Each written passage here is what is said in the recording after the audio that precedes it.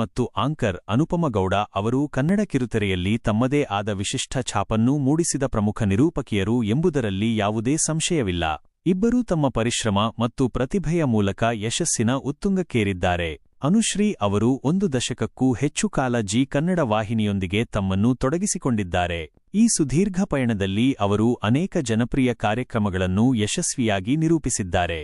ಅವರ ನೇರ ಹಾಗೂ ಹಾಸ್ಯಮಯ ಶೈಲಿ, ಪ್ರೇಕ್ಷಕರೊಂದಿಗೆ ಬೆರೆಯುವ ರೀತಿ ಮತ್ತು ಯಾವುದೇ ಸಂದರ್ಭವನ್ನು ನಿಭಾಯಿಸುವ ಅವರ ಚಾತುರ್ಯ ಅವರನ್ನು ಕನ್ನಡಿಗರ ಮನೆ ಮಾತಾಗಿಸಿದೆ.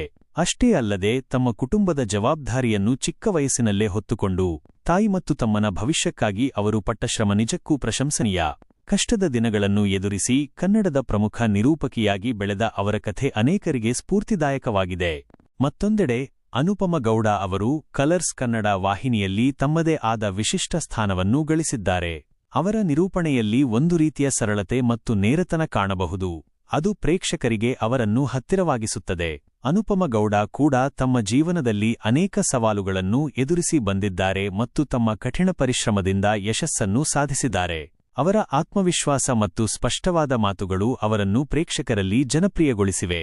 ಕನ್ನಡ ಕಿರುತೆರೆಯಲ್ಲಿ ಅನೇಕ ನಿರೂಪಕರು ಬಂದು ಹೋದರೂ ಅನುಶ್ರೀ ಮತ್ತು ಅನುಪಮ ಗೌಡ ಅವರ ಹೆಸರುಗಳು ಮಾತ್ರ ಸದಾ ಸ್ಮರಣೀಯವಾಗಿ ಉಳಿಯುತ್ತವೆ ಎಂದರೆ ಅವರ ಸಾಧನೆ ಎಂತಹದ್ದು ಎಂದು ತಿಳಿಯಬಹುದು. ಇಬ್ಬರೂ ತಮ್ಮದೇ ಆದ ಪ್ರತಿಭೆಯಿಂದ ಕಷ್ಟಪಟ್ಟು ಮೇಲೆ ಬಂದವರು. ಹೀಗಿರುವಾಗ ಇವರಿಬ್ಬರ ನಡುವೆ ನಂಬರ್ 1 ಪಟ್ಟಕ್ಕಾಗಿ ಪೈಪೋಟಿಯಿದೆ ಎಂಬುದು ಸಹಜ. ಹಿಂದೆ ಕೂಡ ಇಂತಹ ಸ್ಪರ್ಧೆಗಳು ನಡೆದ ಬಗ್ಗೆ ವದಂತಿಗಳಿವೆ. ಅನುಪಮ ಗೌಡ ಅವರು ನಿರೂಪಣೆ ಮಾಡುವಾಗ ಆಂಕರಿಂಗ್ ಅಂದ್ರೆ ಅನುಪಮ ಎಂದು ಹೇಳುವ ಮೂಲಕ ಅನುಶ್ರೀಯವರಿಗೆ ಪರೋಕ್ಷವಾಗಿ ಟಾಂಗ್ ನೀಡುತ್ತಿದ್ದರು ಎಂಬ ಆರೋಪಗಳು ಸಾಮಾಜಿಕ ಮಾಧ್ಯಮದಲ್ಲಿ ಕೇಳಿಬಂದಿದ್ದವು. ಇದೀಗ ಮತ್ತೆ ಅದೇ ರೀತಿಯ ಚರ್ಚೆಗಳು ನಡೆಯುತ್ತಿರುವುದು ಆಶ್ಚರ್ಯವೇನಲ್ಲ. ಸಾಮಾಜಿಕ ಮಾಧ್ಯಮದಲ್ಲಿ ನೆಟ್ಟಿಗರು ನಂಬರ್ 1 ಯಾರು ಎಂಬ ವಿಷಯದ ಬಗ್ಗೆ ತಮ್ಮದೇ ಆದ ವಾದಗಳನ್ನು ಮಂಡಿಸುತ್ತಿದ್ದಾರೆ. ಅನುಶ್ರೀ ಅವರ ಬೆಂಬಲಿಗರು ಅವರನ್ನು ಕನ್ನಡದ ನಂಬರ್ 1 ನಿರೂಪಕಿ ಎಂದು ಬಲವಾಗಿ ಪ್ರತಿಪಾದಿಸುತ್ತಿದ್ದಾರೆ. ಅವರ ದೀರ್ಘಕಾಲದ ಅನುಭವ, ಜನಪ್ರಿಯತೆ ಮತ್ತು ಕಾರ್ಯಕ್ರಮಗಳನ್ನು ಯಶಸ್ವಿಯಾಗಿ ಮುನ್ನಡೆಸುವ ಕೌಶಲ್ಯವನ್ನು ಅವರು ಉದಾಹರಿಸುತ್ತಿದ್ದಾರೆ. ಇದಕ್ಕೆ ಪ್ರತಿಯಾಗಿ ಅನುಪಮ ಗೌಡ ಅವರ ಅಭಿಮಾನಿಗಳು ಅವರ ವಿಭಿನ್ನ ಶೈಲಿ, ನೇರ ನಿರೂಪಣೆ ಮತ್ತು ಪ್ರೇಕ್ಷಕರನ್ನು ತಲುಪುವ ಸಾಮರ್ಥ್ಯವನ್ನು ಎತ್ತಿ ತೋರಿಸಿ ಅವರೇ ನಂಬರ್ 1 ಎಂದು ವಾದಿಸುತ್ತಿದ್ದಾರೆ. ಈ ರೀತಿಯ ಭಿನ್ನಾಭಿಪ್ರಾಯಗಳು ಮತ್ತು ಚರ್ಚೆಗಳು ಸಾಮಾಜಿಕ ಮಾಧ್ಯಮದಲ್ಲಿ ದೊಡ್ಡ ಗೊಂದಲವನ್ನು ಸೃಷ್ಟಿಸಿವೆ. ಹಾಗಾಗಿ ನಿಮ್ಮ ಪ್ರಶ್ನೆಯಾದ ಕರ್ನಾಟಕದಲ್ಲಿ ಯಾರೂ ನಂಬರ್ 1 ಎಂಬುದಕ್ಕೆ ಒಂದು ನಿರ್ದಿಷ್ಟ ಉತ್ತರ ನೀಡುವುದು ವ್ಯಕ್ತಿನಿಷ್ಠವಾಗಿರುತ್ತದೆ. ಪ್ರತಿಯೊಬ್ಬ ಪ್ರೇಕ್ಷಕರಿಗೂ ತಮ್ಮದೇ ಆದ ಇಷ್ಟದ ನಿರೂಪಕರೂ ಇರುತ್ತಾರೆ.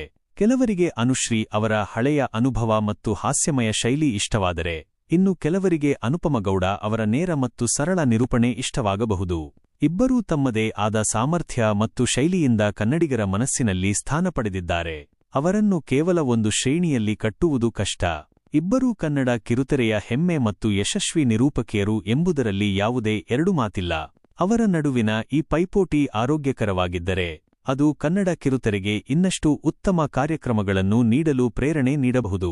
ಅಂತಿಮವಾಗಿ ಪ್ರೇಕ್ಷಕರೇ ಯಾರ ನಿರೂಪಣೆಯನ್ನು ಹೆಚ್ಚು ಇಷ್ಟಪಡುತ್ತಾರೆ ಎಂಬುದರ ಮೇಲೆ ನಂಬರ್ 1 ಸ್ಥಾನ ನಿರ್ಧಾರವಾಗುತ್ತದೆ ಎನ್ನಬಹುದು.